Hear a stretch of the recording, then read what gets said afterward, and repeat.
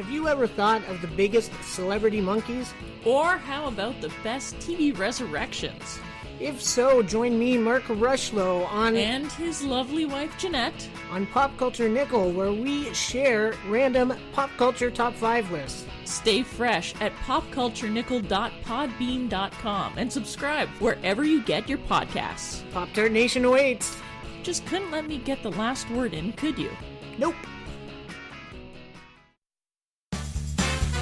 Danny watches a lot of television and movies. John does not. Listen in as she tells him about what she's watching, and he tries to make sense of it all. Welcome to Watching My Stories with Danny and John. And hello, everyone.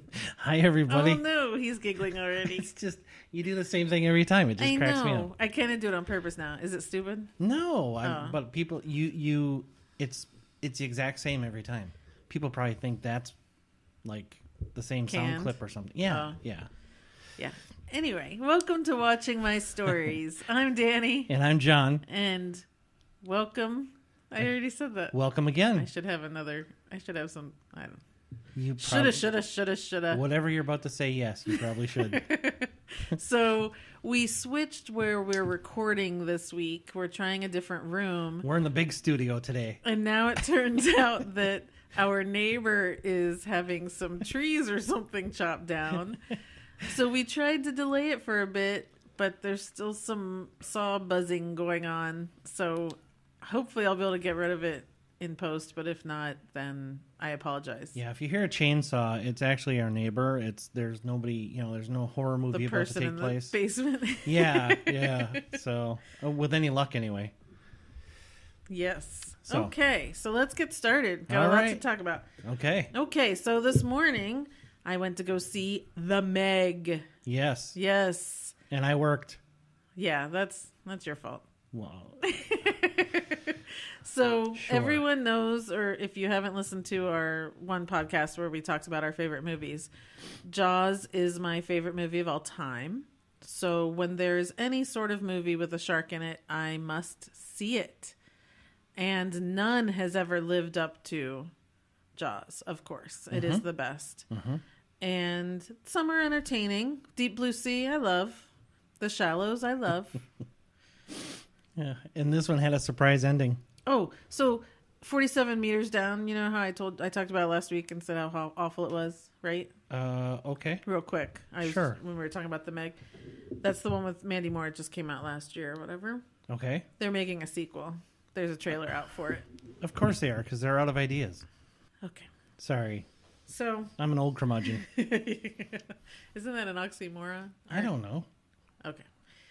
So, I went to see the Meg this morning though I didn't feel like it at all. And I even said to John before, I was like, I don't feel like it.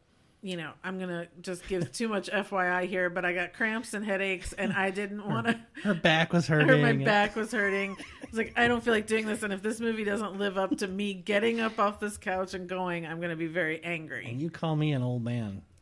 So, first thing is, there was a fire alarm and I didn't get to see the end of it. Surprise ending. So the fire alarm came on, I would think about 15 minutes before the end of the movie. Just as the shark was getting to the populated beach. So most of the movie takes place out in the middle of the ocean. Mm-hmm. And the shark was heading to this beach full of people and fire alarm. So draw your own conclusions. Well, you know what's going to happen at the end. But it would have been fun to see it get there. Whoa, wait a minute. What do you think is going to happen at the end? They're going to get it. They are? I assume so. So no Meg 2? I think there's I know what happens at the after credits, and I'm sure they're leaving it open. You had to leave the building. How do you know what happens in the Because of Run P, my app that I use that tells me when to go to the bathroom. It also tells you what happens after the credits. Right. Okay. We've already had a discussion about Run P. Yeah, I know. I love the name. I know. Runp.com. I don't know if it is .com. It's an app. Well, I'm sure it's on. They sure have a website. They have a blog, and they're on Facebook. And I'm sure there's a website for old guys like me. Yes. So I will talk about the parts that I saw. Okay. And then I'm not going to rate it because I haven't seen the ending. So I'm just going to wait until I see it again or whatever happens. So at the end, we'll talk about what you would rate the part you've seen. I don't think that's fair. I don't think I can. Come on, I want to know. Okay, so the premise of this is that there's a research lab in the middle of the ocean, reminds you of Deep Blue Sea, and Rainn Wilson is a billionaire who has invested billions of money into this.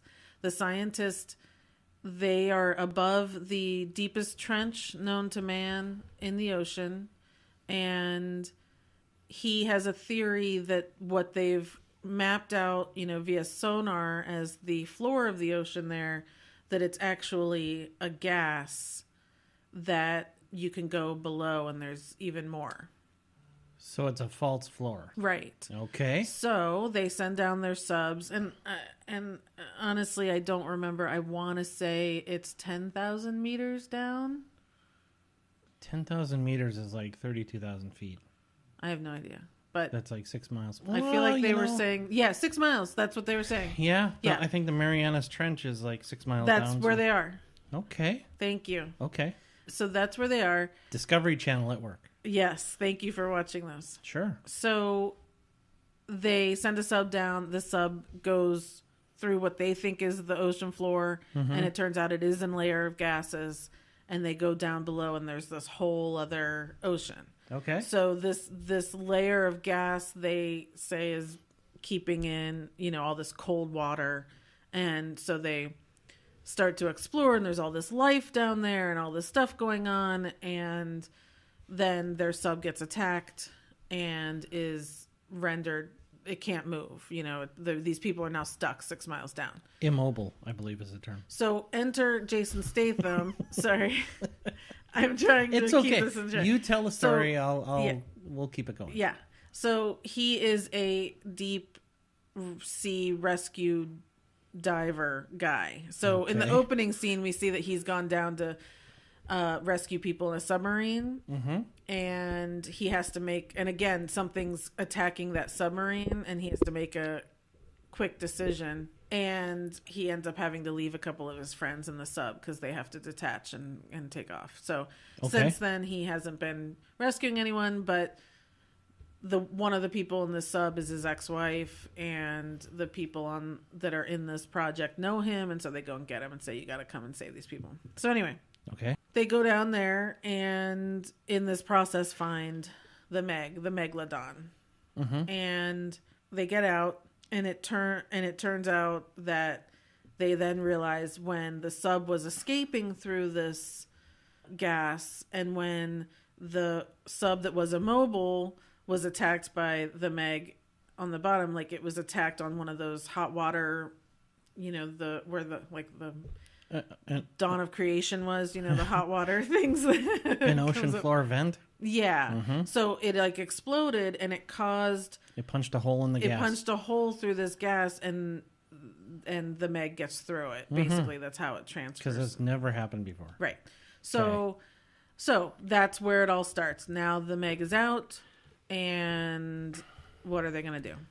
So basically then what I watched was them trying their different things, trying to tag it, trying to poison it, trying to kill it. Trying to tag it? Well, they wanted to poison it and kill it, but they didn't have enough. They wanted to tag it first so that they had the time to get everything else together in order to poison keep track it. of it. Yeah. Oh my God, what poor bastard had that job? Jason Statham. Of course. Okay. Well, okay. Yes. So it was funny. It was, funny? It's actually, there is humor in it. There's humor in it. They really tried to build character relationships. There's a father and daughter involved. There's a little girl, Jason Statham with his ex-wife, but then he's also possibly having a love interest with this other woman. Just friendships, everyone who works together, they all have friendships. So when one dies, it's kind of sad. Like I did tear up at one point because the father-daughter thing. And so they tried hard. That's not the point of it though. Okay. Jaws is about the people more than the shark. Yeah. This one is definitely about the shark. Okay. all that matters. So as an aside, you end up caring for some of the people. They want you to. Yeah. I don't think there's enough time, and there's definitely not a lot of information at all to do that. You know, Okay. like they kept wanting this Jason Statham to be with, I think her name is Bing Bing Lee, and they kept wanting to push them together. So yeah, so then they end up tracking it to where it's heading towards this very populated bay, I think in Thailand, and they're trying to get to it. And then the fire alarm goes off.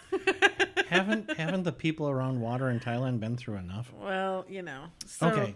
So it was very enjoyable. You know, I just love the shark stuff. You know, it was very enjoyable. It was very much the summer type popcorn movie. I think it could have been a lot better. There were some things that there were no jumps or surprises. You know, it's not one of those. It's even though you want it to be, you know, like the girls that were sitting next to me, like kept like going, oh no, you know, because you think that's what's going to happen, but it does, but you know it, right? Like everyone starts to go, oh, it's going to happen. Yeah. And it does. Like it's, you know, there's nothing new about it. There's nothing special about it. Nothing overly jarring. Right. But it also wasn't bad at all. I mean, it was perfectly enjoyable. It's one that, again, I can't say much about it without knowing the ending,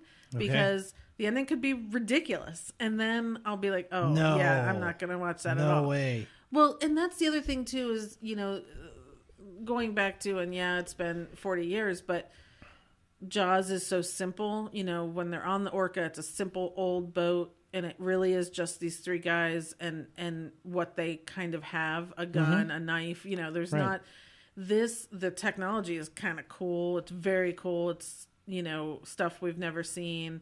So they can kind of make up this technology now to go after a beast like this, you know? And that kind of detracts from things as well, you know? So I can't imagine how they end up getting him. They end up on this huge, like, ship thing that looks like a cargo ship, and that's what they're going after him in. And I'm like, I have no idea what they're going to do. I don't know what else they have. You know, they did get, the poison worked at one point, and, you know, is that what they're going to do again? I don't know.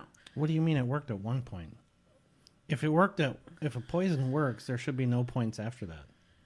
So the poison worked, and they had the MEG on their boat, and then another MEG came and ate it.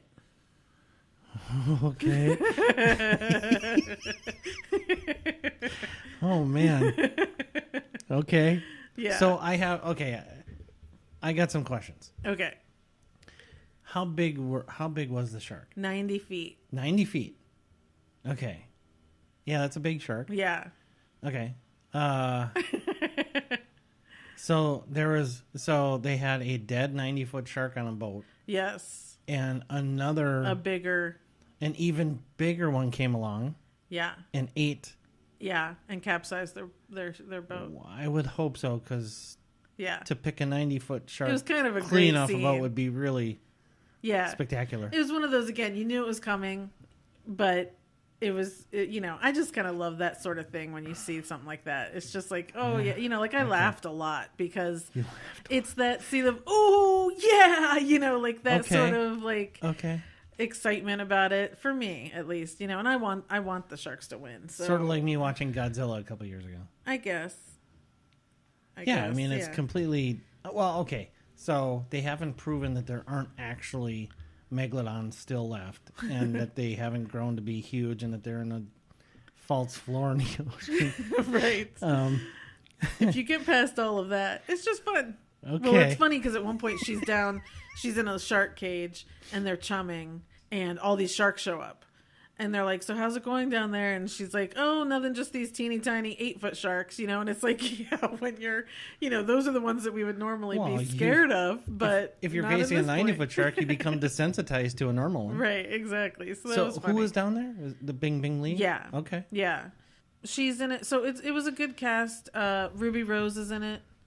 Oh, okay. Cliff Curtis, he was in Fear the Walking Dead, and he died a couple seasons ago. So it was good to see him again. Jason Statham's the whole reason for it. I mean, he's just that guy that is going to dive into the water and save everyone. And that's what you want. Hey, somebody who's faced with that has got to be a badass, and it's, And that's him. He ticks that box. Yeah. So did you know he went to the Olympics? He went to 3 Olympics as a diver. Oh, I had no idea. He was a platform diver. Really? Yeah. Okay. So swimming to him was just, So this is almost typecasting. Yeah. Okay. Yeah. But there's a good we need a badass swimmer. Well, yeah. And I'm going to objectify him for a moment because there's a shirtless scene that should be freeze framed okay. and printed out. Sure. But different than that, no one wears a turtleneck sweater better than Jason Statham. I just love to look at him in a turtleneck sweater. I know. Everyone else can be like, shirtless? No, put a turtleneck sweater on him, This please. whole thing is just a series of random events now. I don't even know what to say to that. Yeah. Good for him. Yes. I guess. Yes. Good for you. Well, whatever. I'm glad you got to see it. So what's interesting, too, the director of this, whose name is John Turtletop. Bless his heart. So I just got to say, heart. when Danny came back from the movie, she showed me a picture of a guy I'd never seen before, and I'm sorry, I don't. I know even this wasn't meant to be mean spirited at all. I don't think it is funny. mean It was because funny. I don't know. We'll see how this goes. We may have to cut this out, but she showed me a picture of a guy in a suit, very nice, very nice looking gentleman, and she said, "Guess what his name is?" And No, I said, oh no, oh yeah. You said, what did you? Oh, this is even worse. I don't remember what you said. I said, if any man has never matched his name before Better, then I don't know who it is. So I showed him the picture first, and then I told him his name was John Turtletop, and it was just perfect. He is that name. It's 100%. Yeah. And it's not really because he looks like a turtle or anything. It just fits him. Like you see like Tommy Boy, you see the woman, her name is Helen. It just works. It's just perfect, right? Yeah. So anyway, he's the director. He directed Las Vegas, which is one of our favorites. Yeah. But such a different movie. Wow. This was his follow-up to that? No, there was a couple others, but I wrote down the ones that we care about. So he did the National Treasures, so those had some action in them. Yeah. But one of my favorites he did While You Were Sleeping. So he's got a definite. Wow, this guy is broad. Yeah, he's got a very different viewpoint on some things. Wow, he can really do it all then, because I like that movie. Mm-hmm. The National Treasures were okay if you can get past Nicolas Cage. I never saw them. Las Vegas was. I love that. I love that movie. It's rumored that they're doing a sequel. Oh, I hope they do. They better hurry. Yeah, because the prostate's going to go. That's the running joke throughout the movie. What is it with you guys in the prostate? Okay, so I think I've gone on long enough about a movie that I can't even rate because I didn't well get to past see the that. ending. So if I do get to see the ending in the next couple of weeks, I will let you guys know. Otherwise, it'll be whenever it comes out for on demand or whatever. Yeah, I know I'm supposed to ask you questions about it, but I think we've covered everything. Yeah, it's look, what I saw was fun. It was enjoyable. I was never sitting there going, "Oh my god, I can't believe I left the house for this." Mm-hmm. So now the ending can change that. Because I can sit through a movie and think it's fine, and then if the ending is so awful, like The Shallows, I will watch The Shallows the whole way through until that end because I think the ending is so stupid. It just depends. Okay. Okay, so let's just move on. Okay. So finally, I got John to watch Deadpool 2 this week. Yep, we bought it. Yes. Yep. So, and I reviewed it on here a few weeks ago, and honestly, I don't even remember what I gave it. I'm going to look that up. So why don't you... Yeah, I'm not going to necessarily do much of a review on it. It's Deadpool 1, except except more. I don't feel like that at all. The first one was good, and I really enjoyed it, and I thought it was really good. Mm-hmm. This one was so much better to me. This one was so much more enjoyable, better filmmaking, better effects, song choices, jokes, everything. Because the first one we had to go through so much of him not being Deadpool. You know, he was Wade Wilson for so much, and then he gets sick, and then he's in the place where they're trying to figure out what his ability is and all that. And it's like, we didn't get enough. This one is it's Deadpool from beginning to end. That's the fun of it. Yeah. So this next little segment will be an insight into our relationship. Oh, no. Because as I was about to say, this one was Deadpool 1, except so much more in every category. Oh, yeah. Right? I interrupt him all the time, and then he doesn't get to Well, say what a he lot of wants to times say. she'll jump in and say exactly what I was going to say and steal my thunder effectively. But yeah, I mean, you know, that's it. It was just so much more of the same stuff. So if you liked or loved Deadpool 1, you're going to love this one. The thing I like about Deadpool 1, and certainly about this one, is they make so much fun of themselves, you know, during the movie. I mean, he's talking to the camera and he's referencing real life stuff and that sort of thing. It's just great. And the credit scenes, the end credit scenes, are really kind of... Oh, they're perfect. They're perfect. And I actually didn't understand some of it, so we paused it so Danny could explain a few things to me. He's never seen the Wolverine movie, so he didn't get the Wade Wilson. And I think I saw the first one, but certainly none after that, so I didn't know about, you know, that part of it. Whatever. Yeah. But those are great, especially since they kind of redid, shall we say, a mistake that they made in the other one. Not the Deadpool, but the Wolverine movie. Right. Basically did a rewrite that they got away with in this one, and it just works. It was really good. So there's obviously going to be another one. And now, I mean, he brought her back, so she's there, and now he's got a team. So what's the girlfriend, Vanessa? She's alive because he went back and saved her. So now she can be in the next one. Are you? Hold on! Oh my God! Did I miss something?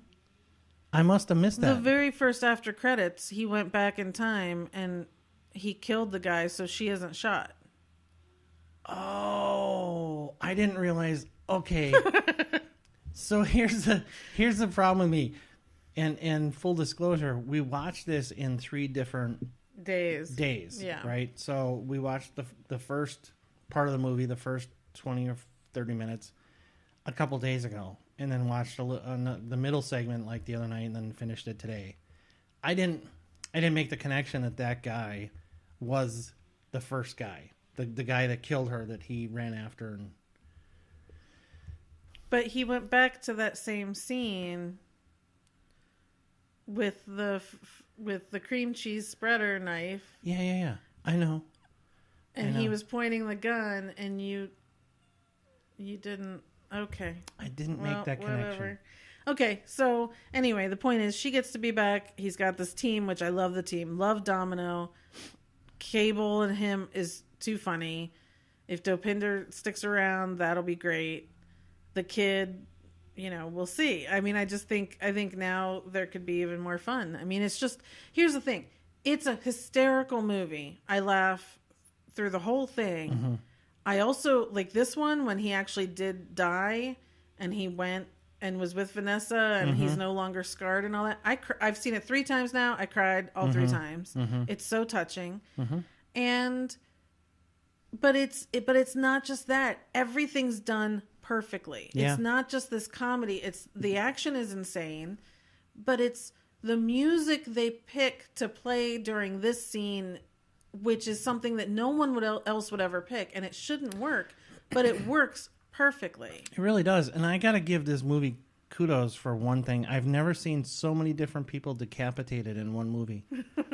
I mean, it's amazing. Like, every other death was a decapitation. It was really... Okay. It really started to stand out to me. Okay. So, if you like decapitations, you're going to love this movie. I don't really feel like there's... Who pays attention to that when there's so much else going on? But whatever. Well, this is me reflecting back on it. Okay. I had to redeem myself since I missed such a huge part of, the after credit scenes. So what would you rate it then? Oh, I loved it. I give it at least 4.5. Okay. Yeah, I can't think of a reason not to give it 5, but I'm tired of handing out 5, so I give it a 4.5. I just looked up. I gave it a 5. Yeah, I think it's a pretty perfect movie. It really is. And everything's great. And this is obviously written for Ryan Reynolds. Well, he wrote it. He was one of the writers. I know. We had this conversation when you saw it the first time. And if you buy it, you get all the extras. So there's a bunch of extra things where people are talking about that. The writers are on there and the cast and everyone's talking about how Deadpool is Ryan and Ryan is Deadpool and how he's constantly coming up with new lines and, you know, that they all work together and come up with these things. And, you know, it's real. There's a lot of good information on the extras. I actually can't think of another actor that brings everything that this character requires that could do as good a job as Ryan Reynolds. I think it's obvious that he is Deadpool. Yeah. And it was made for him. Right. You know, it's just... Yeah, well, he made it for himself, which is even better. Yeah, it's just great. Yeah. Yeah, loved it. Good. Where are we at now? Okay, I also watched Book Club this week, or last week, I forget. It was a little forgettable. So Book Club is the 4 women, Diane Keaton, Candice Bergen, Mary Steenburgen, and Jane Fonda. They have a book club, and Jane Fonda decides to bring in 50 Shades of Grey. And they've been friends since college. They're all professionals. They're in various states of relationships. So Diane Keaton is a widow. Jane Fonda is single and has been single her whole life. Mary Steenburgen is married to Craig T. Nelson, and they've supposedly just had a happy... Again? They were married in The Proposal. Oh, yeah. I didn't even think of that. Wow. Okay. That's all right. Sorry, I didn't mean to interrupt. And Candice Bergen is divorced. So they start to read the first book, and it kind of gets everyone riled up in a way.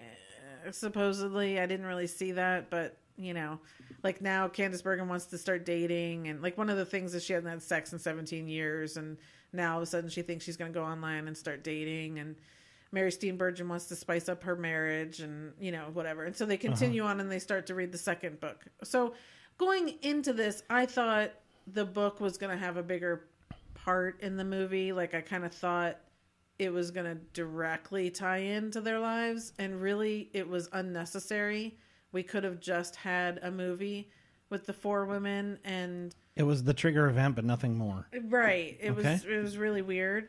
Diane Keaton ends up meeting Andy Garcia and they kind of start hitting it off, but she's got 2 daughters who are overprotective, and they think she's old, and so they want her to come and live with them instead. And you know, and Candice Bergen does go on a date with Richard Dreyfuss, and they have sex in the back of the car. Jane Fonda hooks up with Don Johnson. She meets him again, and I guess like 30 years prior he had proposed to her and she said no, and so now her and Don Johnson are hanging out again. And you know, and look, I really wanted to love this movie because I love everyone in it. Right. And so I was really excited to see it, and it wasn't it just fell flat for you. It was fine, but it was nothing I haven't seen before. Extremely mediocre. Yeah, it was perfectly fine. I you know, here's part of the problem I had was the actual production value was a little cheap, I guess. Okay. So there's like a scene where, so Andy Garcia is a pilot, a commercial airline pilot, and she's visiting him in Sedona, Arizona, and he takes her up in this little plane. The green screen effect on that whole scene was awful. He's flying a plane in Arizona without any sunglasses on. You can't walk out of I lived in Arizona for 10 years. You can't walk out of your house without sunglasses on, let alone up and fly a plane. Yeah, I hear there's a lot of sun there. And it was just like, you know, they're looking out at the sunset and it's all this golden color, but then when they would show them in the plane, it was like dark and a different color. You know, and I know I'm being really picky, but when something like that is so obvious, it pulls me out of the movie because I'm like, that's not making any sense. Then it's a problem for me. Right. I mean, right. You know, I just don't like to be pulled out of the, you know, little fictional fantasy I'm in. So yeah, well, that's bad when that happens because the movie has done something wrong. Right. So it was fine. It was perfectly fine. Like, they're all good. These are all very talented people, so there's nothing wrong with that. It was it was nice to see women like in different stages of relationships, but I've also seen that too. You know, it felt like they were forcing something and didn't really know where it was going. Okay, so it was either the plot, the writing, or the direction. Yeah, so this director has written a bunch of movies, but this was his first time directing. Okay. That could have something to do with it, but it also felt like the whole story was just disjointed in ways. You know, it just, you know, and it's one of those where it's like, oh, okay, now everyone's just happy at the end. You know, and I like that too. I don't have a problem with those kind of just happy, fun... Sure. You know, movies. It just felt like a long way to get to where we already knew we were going. I don't know. Okay. I don't know. Maybe if I see it again, because it's one of those where if it does come on the movie channels, I probably will watch. Okay. So, you know, maybe if I watch it some more times, because again, when I have high expectations, that seems to be a problem for me. And I had them for this because of who's in it. Because of who's in it, right? Yeah. So that makes sense. Yeah. Okay, so that's that. I decided to just give it 3 stars. That's it. Sounds like that might be generous.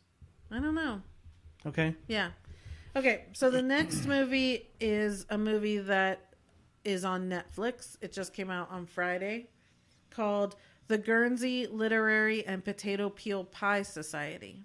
I don't have anything. Are you intrigued? Well, I mean, you know how my mind works. I'm processing all of that. It's a lot to unpack in just the title. Yeah. So I'll get back to you. So Lily James is the star. So you know, that's all you need. You know I like Lily James. And how was she? Oh, fantastic. I mean, she lights up the room. She's everything. She's everything. I will watch anything she's in now. She is fastly becoming up to my top 10. That was the point I was trying to make a couple weeks ago when we talked about whatever we were talking about Mamma Mia. Mm-hmm. I said you can just tell, even just from her in Downton Abbey, you could just tell that she was going to be one of those, right? And I'm glad she doesn't disappoint, because she really seemed like she's going to have the role by the short hairs here very soon. Exactly, yeah. And this movie doesn't live up to her, but the reason to watch it is for her. Yeah, you know what I mean. So. Yeah. So the Guernsey Literary and Potato Peel Pie Society is based off of a book of the same name. And it's an interesting story.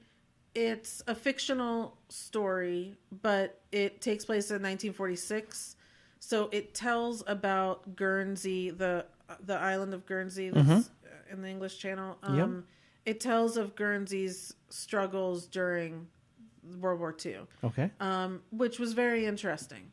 But it's not about that at all. It's about she's a novelist. She writes books. She lives in London. She gets contacted by a guy who lives in Guernsey because they have a book club, and she ends up getting really intrigued by it, of course, by the name, and so she goes to Guernsey and she visits with these book club people, and there's like 6 of them, and she ends up learning these stories of the club was formed during the war because they had to cover up that they had roasted a pig. No one was allowed to have meat. And then it just tells a bunch of different stories of the island and these people. Okay. And she kind of just really falls in love with them and decides she wants to write about them. And there's a love story too. The guy, I don't know if it's Michael or Michel. He's from Amsterdam, so you know I don't know how they really pronounce it, but it's Michael Huisman or something like that. Anyway, he was on Orphan Black. That's all I can say. He played Cal for 2 seasons on Orphan Black, and I loved him on that. Okay. I guess he was also in Game of Thrones, but who knows about that? Not us. Yeah, not us. So he ends up being her love interest. So there's that, and it's a really, like, the group of people that she goes to see in this literary society, they're just interesting people that you also end up like falling in love with, and there's a little bit of this story that she unfolds that becomes like this little mystery thing, and it's just interesting. It wasn't like super captivating. Like I wasn't all in, you know, I found myself going to my phone every once in a while and kind of just going online. In the theater? No, this is on Netflix. Oh, okay. Yeah. So it wasn't like it completely took me over. What? In the theater. Sorry. How disruptive. Yes. So, but it's interesting if you like kind of historical quote unquote type movies and that sort of thing. It's worth it. She's worth it. If you like her, then go ahead and watch it. I better not hear of anybody not liking her, because I'm gonna I'm gonna have a real problem with that. Yeah. So I'm giving it 3.5 stars.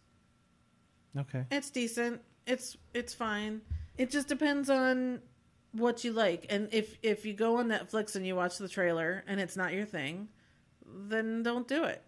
If it is, I think you'll like it and appreciate it, and it'll be good. So if you're just a big fan of Lily James, is it worth it? I don't know if just anyone would be willing to sit through it. I don't know if you came out of Mamma Mia because that's your thing and you're like, oh, I love her. I don't think everyone could cross over into this kind of period piece. Okay. Yeah. All right. Yeah. So, all right. Okay. What else you got? All right. Okay. So I think right now we're going to talk about TV, but we're going to take a break real quick. And when we come back, we're going to talk about some TV stuff. Sounds good. All right. Hi, I'm Mike from the Genuine Chit Chat podcast, where we have honest conversations with interesting people. I speak to a wide variety of guests, from travellers to musicians to those afflicted with mental or physical illnesses. There's really no subject that's off limits, from movies to politics and even controversial topics ranging from sex to drug reform and political correctness. So if you still believe in the art of conversation, are intrigued by healthy debates with different ideas and perspectives you may not have thought of, and want a podcast where every episode is about something different with a variety of guests, then this may be the podcast for you. You can hear us on YouTube and all your favourite podcast apps, and follow us on Twitter, Instagram and Facebook. So if you want to hang out and listen to honest conversations with interesting people, then come to Genuine Chit Chat, where I'm your host, Mike Burton. Are you addicted to classic TV shows? Did you spend the 80s sitting in front of the boob tube? Then join us for TV Tangents, where we examine television of the 20th century with barely any contemporary context. Visit Shout Engine, Apple Podcasts, Google Play, or wherever you get your podcasts, and look for TV Tangents. Okay, we're back. So, on to TV. Television. Yes. And here's a show that we watched together, a new show called Making It. I got a question for you. Okay. You watch Netflix on your television. Why is that movies? Why are we doing that? Because that was a movie. If it were a TV show on Netflix, I would put it under the TV category. All right, I'm straight now. Thank you. All right. See, I knew it was something simple. Yes. So before I was so rudely interrupted. Sorry. Making It. With Amy Poehler and Nick Offerman. Oh, here we go. I'm in it now. I'm up for this. The show started 2 weeks ago. There's been 2 episodes. And I watched the first episode. And he came home and I said, I think you want to watch this. Yeah. I think this is going to be one of those. Yep. And so we watched it. And he goes, yep. And this is the closest that any American show can get to the Great British Bake Off. Mm-hmm. Absolutely. Yeah, it's that happy feeling. It's a friendly competition. Yes. The people, you watch these dumbass shows on Cooking Channel and all these things where it's cutthroat and it's a war or whatever stupid thing, and these people are trying to screw each other and they just don't like you, or they don't like each other or whatever. And the Brits have it figured out, man. The British Bake Off is like the best competition show I've ever seen. For sure. Yeah, and I think a large part of it is just because of their demeanor. Yes. And this is the same principle. Yeah, it's, first off, none of these people do this for a living. I mean, there is like an interior designer and there is like a guy who does like windows or something, but crafting all on its own, that makes a difference. When you've got a room full of professional chefs or a room full of possible clothing designers or whatever, and they're already employed that way, so they think they're the best. Those people just aren't nice to each other. Whereas when we can get these amateurs together and they're literally crafting out of felt and paper and wood, and they have other jobs that they're doing, but they love to do this, it's just great to watch because they are supporting each other. Well, and not just the interpersonal stuff, but watching people create stuff. Yes. Like, you watch these cooking shows, and they create something, but it's a bowl of something, or it's a cake or a pie or something relatively small that they combine the right ingredients in the right way. Here, these people have to be creative. Like, they have to concept something, and they have to cut things out, and they have to paint and most of these the first episode was very personal. It was a very personal challenge. So that was nice because we also got to learn who they are. Yeah. And even last week where it was the kids stuff, it's still so personal. Well, my niece loves this, or my kids love this, or whatever it was. And so it still continues. And the first challenge was something about your hometown. Right? Which is still kind of personal. So I just love the fact that they make, they draw from personal experience and your upbringing and where you're from, because it's going to automatically interject more emotion into it and more, a lot of times more creativity. Right. Well, the guy who was just let go. Oh, it's disappointing. I mean, I watched that first episode twice because of me, and then watching it with you. And both times when he was talking about his parents disowning him and stuff, I was a mess. I mean, and you don't get that in other shows because they're too busy running around. We never know about them so personally. To me, the reason to watch is to see Amy Poehler and Nick Offerman. And specifically Nick Offerman. Well, for me, it is the two of them because I was a huge Parks and Rec fan. Of course, John didn't watch it. Well, no, that's not necessarily anything against Amy Poehler, but our newfound favorite thing. Well, it's I've heard it before. Whenever he's on little shows or whatever, you might get the opportunity to hear the gold, but on this show we get it 3-4 times an episode, and we're talking about the gold that is Nick Offerman's laugh, his giggle. Oh my God. He doesn't laugh a lot that's audible, but when he does, it is this little giggle thing, and we pause and rewind to play it back again because it is so worth it. It's just the best. I mean, if you're having a bad day, like some of us are today. Right now. Oh my God, everything's going wrong here today.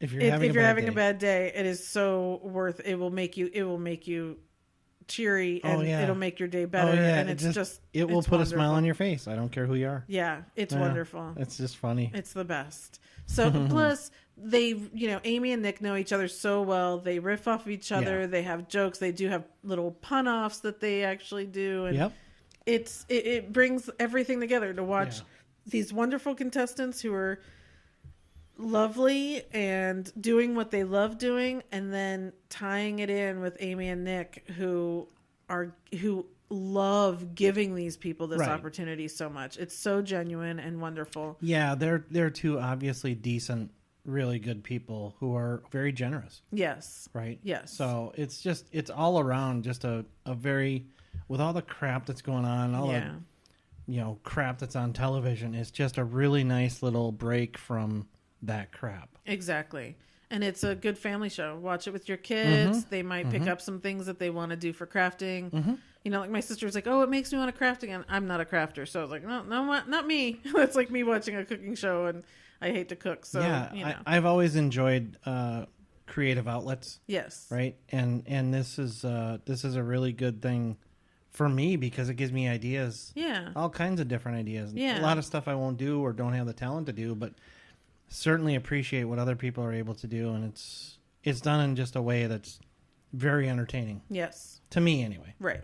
I think to a lot of people, it is. Yeah. Yeah. Good. I hope it does well. I hope it stays and catches on and builds quite a following. I actually haven't looked to see how it's doing. I will do that because I hope it is doing well. I mean, again, it's just a summer thing, but I would hope that people are enjoying it and watching it. If you haven't watched it, go watch it. Yeah, it's on NBC. So, and I don't remember what day. Okay. The next thing I want to talk about real quick was a thing that was on Disney last night. So I'm talking to people with kids or, the normal 42-year-old that watches Disney on Friday nights. Oh, boy. They did a remake of Freaky Friday. So again? But they did it as a musical. Of course. Like you do. Everything is better when it's made into a musical. So the original Freaky Friday with Jodie Foster was a classic. Loved it. I've never seen the remake with Lindsay Lohan and Jamie Lee Curtis. I've never seen that one because I love the original so much. But when I saw this was going to be a musical and it was with Heidi Blickenstaff and she was in the original cast of Title of Show on Broadway, the guys who did the music was Tom Kitt and Brian Yorkie, and they did Next to Normal, which is one of my top 5 Broadway shows. Yep. So I was really expecting the music to be great, and I knew Heidi would be great. The girl, and I should have looked up her name, and honestly I didn't. Whoever is playing the young girl, she was fantastic. Great voice, great look. Good acting. I really think she might have done stuff before this that I don't even know about, but I think I will definitely watch for her because she was really great. Good. The music was Disneyized, it was typical Disney music, but I'm sure I will watch it over and over again. And it was actually, I cried. It was actually very sweet. It was well done. You cried everything. Yeah, but it was sweet. It was a fun movie. And again, so I'm just putting it out there. Disney, Freaky Friday, the musical. Just check it out if you've got kids who like that sort of thing. Or if you like musicals, it's definitely worth checking out. Okay. Okay, so I've got a couple other things. I think the first thing we're going to touch on a little bit is the announcement that the Oscars made this week. Oh, boy. Which John didn't know about until this morning. Yep. So the Academy came out and they've installated a few changes. One is that they're moving the show up a few weeks. Wait a minute. Did you just say installated? I don't know. That's awesome. Did I? Oh, I think you did. I didn't even. I didn't. That's the word of the day. Oh my gosh. We make up words a lot. I don't. I think you said installated. Oh my gosh. That's beautiful. I'm so sorry. Oh, don't apologize. What did I even mean to say? Either initiated or installed or something. I don't know, but I don't know either. It's past my nap time.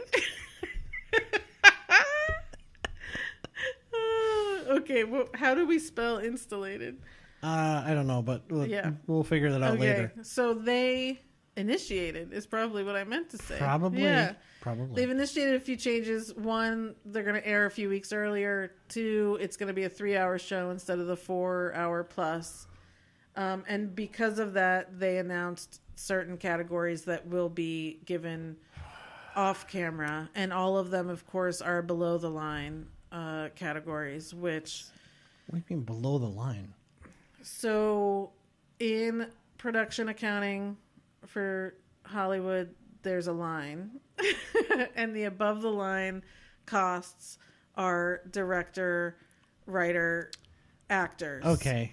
Below the line is everyone else who makes a movie. All the important people. Right. Yeah. Of course. So all of those people are going to be cut out of the show, of course. So they're struggling with ratings and they're trying to build ratings, and let's just continue to let's now piss even more on the people who really make the movies. Right. I'm growing more and more enraged. Not that enraged. Don't tear apart the place. The big category or the big change that they've done is they've installated. You've used it twice. It's a word now.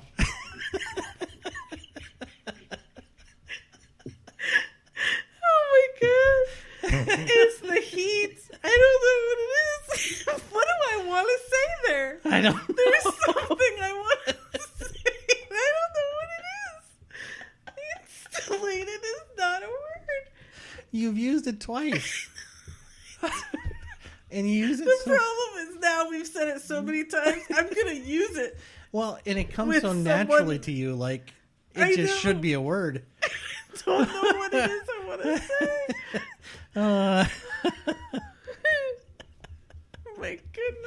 Okay. So they have now created this new category, best achievement in a popular film.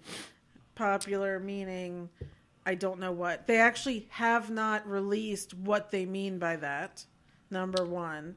Most of us are interpreting it as box office numbers or something like that, which is ridiculous because they get all the money, so they don't deserve an Oscar. And how contradictory it is because so many big popular box office films have won Best Picture. But not all. Well, of course not all. They don't all deserve it. Well, understood, but I think this... so, are you done laying out the groundwork? And we need to now get into the editorial part of this? I've installated everything I've wanted to. Okay, so I believe this is a classic... Well, no, not classic. This is a really bad overreaction to the crap they got thrown for Wonder Woman. So that I think that's the worst part about this is they think they're making a difference to people so that they'll start watching. The people that were bitching about Wonder Woman not being in there and Jurassic World not being in there and Force Awakens not being in there aren't the ones you should be worried about watching the Oscars anyway. They're just never going to. That's right. I think a lot of what they're doing for this year is because of Black Panther. Most of us, myself included, assume that Black Panther will be a Best Picture nominee. Will it win? I have no idea because all the technically all the Oscar movies will come out, November, December, January. That's another thing that pisses me off. So, but will it be in the mix for Best Picture? Yeah. I think they're doing this almost in a way to bypass that and now say, well, that can go in the popular category, which is really going to piss me off and a lot of people. Mm-hmm. So whatever the reason is that they're doing it, it's wrong. Hopefully the fact that everyone thinks it's wrong means that they will change it and take it away before the show in February. So, we'll see. But it is stupid. I think no one thinks it's any good, and we'll see what happens. I guess 10% of me can understand it, right? I mean, there were a lot of popular movies last year, and what ended up winning everything? That stupid 3 Billboards in Missouri or whatever it is, right?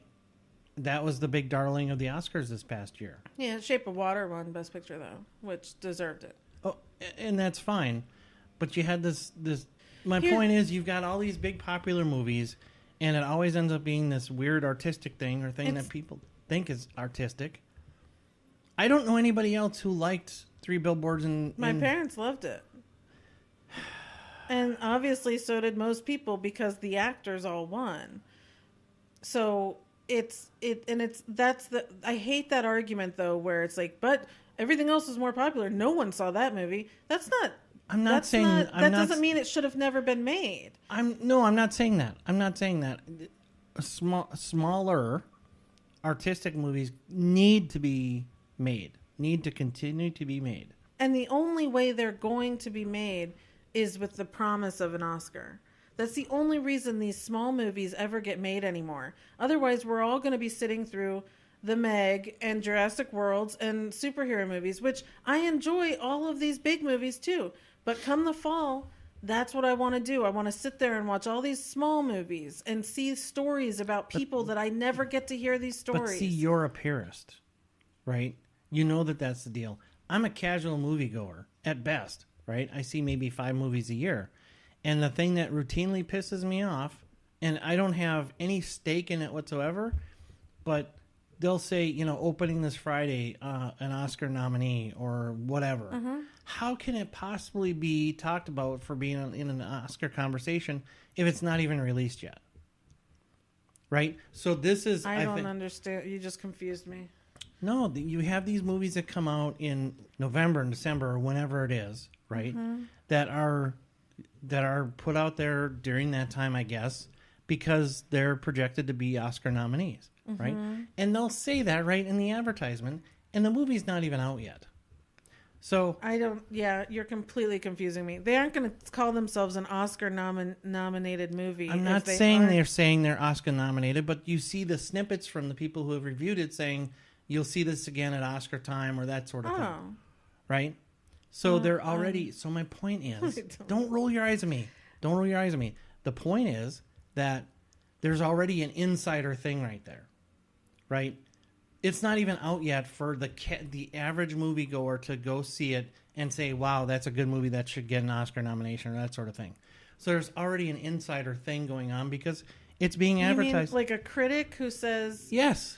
Yeah, well, critics see the movies before they're released so that they can put the little blurb on... I understand that. I think the point I'm trying to make here is that sort of thing, I think, seems to alienate the average theater goer. Like they're already behind the curve or they're already being told what is going to be there. Okay. Does it? You would never go watch those movies anyways. So why does it bother you? You don't watch the Oscars. So why does it bother you? I don't know that I'm the average theater goer. You just said you were. I said I was a casual theater goer. I think I'm not up to average. Okay. Right? Okay. So the people, I will never bitch about a movie not getting an Oscar nomination. Right? What I'm talking about is that sweet spot in the middle of the people that go see 15 or 20 movies a year, maybe a little bit less, that will bitch about Jurassic World not getting an Oscar nom or Wonder Woman or that sort of thing not getting an Oscar nomination or not getting more play, not getting as much play in the Oscar conversation as the small artsy movies. But see, I liken that to the same as me going, when it gets to like playoff time of any sport, and I just choose a thing, and I'm like, why aren't they in it? They should have been in it. They've got so-and-so playing for them and blah, blah, blah. I don't know anything about it. I don't know the teams that are actually in it and why they're better and why they deserve to be there. But I choose to just stand up and say, hey, but I like the colors of that team, or I like that one person on the team that I actually know, and they should be in the playoffs. Like, that to me is the exact same. If you don't know, then you shouldn't be saying anything about it. You an average or a casual moviegoer doesn't have skin in the game. Right. No. So Jurassic World. That's exactly the point we're trying to make. Just because a lot of people go see a movie doesn't mean it's good. So that's the opposite. You can't equate box office to that means it's the best movie ever made. Okay, so I think we're actually fundamentally opposed.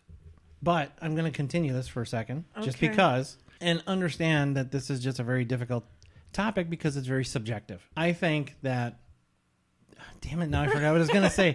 I had a really good point. Oh. Or at least I think it was going to be a good point. Fundamentally opposed. Yeah. Something or other. You know what? I've lost interest. Oh, no. I'm sorry. I don't care. I don't care enough about it to really say. In the end of the day, to wrap this up, I think it's a bad idea what they're doing. Yeah. Because it is subjective and that sort of thing. I think they should just keep it how it is and maybe make it more obvious to the average dumbass theater goer that's going to complain about Jurassic World not getting an Oscar nomination that, hey, it comes out, it's a popcorn movie, it's a summer blockbuster. It's not going to get a lot of consideration for an Oscar. So don't even talk about it in 3 months. Right. And they can. If their sound editing is great, if their CGI is great, if their artwork is great, they get nominations. I mean, Mad Max Fury Road won most nominations of most Oscars a few years ago on all the technical stuff. So they can get nominated if for what they deserve to be nominated for. It doesn't mean that it's the best picture. Sure. And I think what they already had done a few months ago by installing a bunch of new Academy members, they brought in a bunch of young people, a very diverse group of people.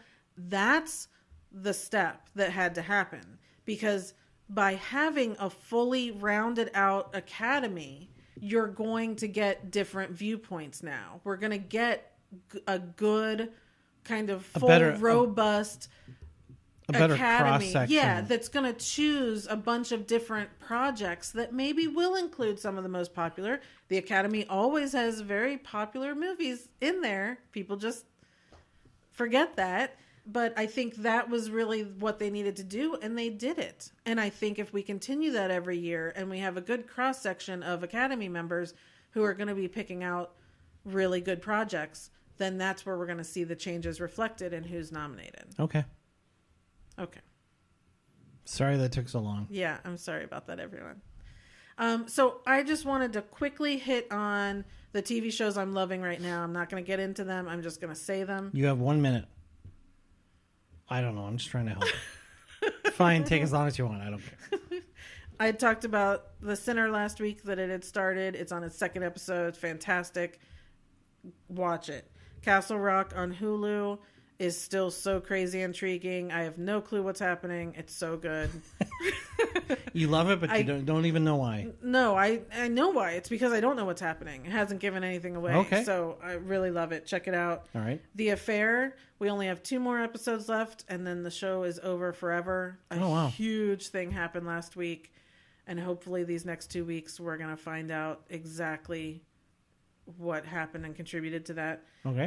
So anyway, The Affair is still one of my top ones. Uh-huh. And then Sunday, Fear the Walking Dead is coming back. This season has been great, and it looks like the second part of the season is going to be really good. So I'm excited for that. Okay. And that's kind of all going on. You know, September is going to really pick up when we have most network shows and all that sort of stuff coming back. So I think what I'm going to do is at the end kind of do what I just did. And here's the shows I'm looking forward to this week. You know, let me know if there's any that I'm missing, that sort of thing. I think that's great. Okay. Also, on Friday, you guys, I released like a special episode. It was with my mom, and we were talking about the Real Housewives. So I just wanted to point that out. If you guys had kind of missed it, you can go back and listen to that. Talked about Potomac and New York and Orange County. My mom she doesn't watch all the cities like I do, but she watches those. So it was a good conversation, and just want to point that out for you guys to go back and check that out if you want to listen to us kind of arguing about the Housewives. We really disagree on mostly everything when it comes to Housewives. I'm not shocked. So anyway, so that was fun. We might have her back on again. We've got a few reunions coming up over the next few weeks. So I'm thinking after those reunions, I'll get back with her and we'll discuss all of that. Yeah, I appreciate Peggy stepping in and into my spot and dealing with the Housewives, which I never want to talk about. Yeah, exactly. So that's it for this week. I think we covered quite a bit. As usual, if you have anything you want me to talk about or any suggestions you want to make to us, go to the website watchingmystories.com. There is a link that says want to be on the podcast. You can fill that out, tell me you want to be on it, or just give some ideas. Also connect with us on Facebook, Twitter, and Instagram.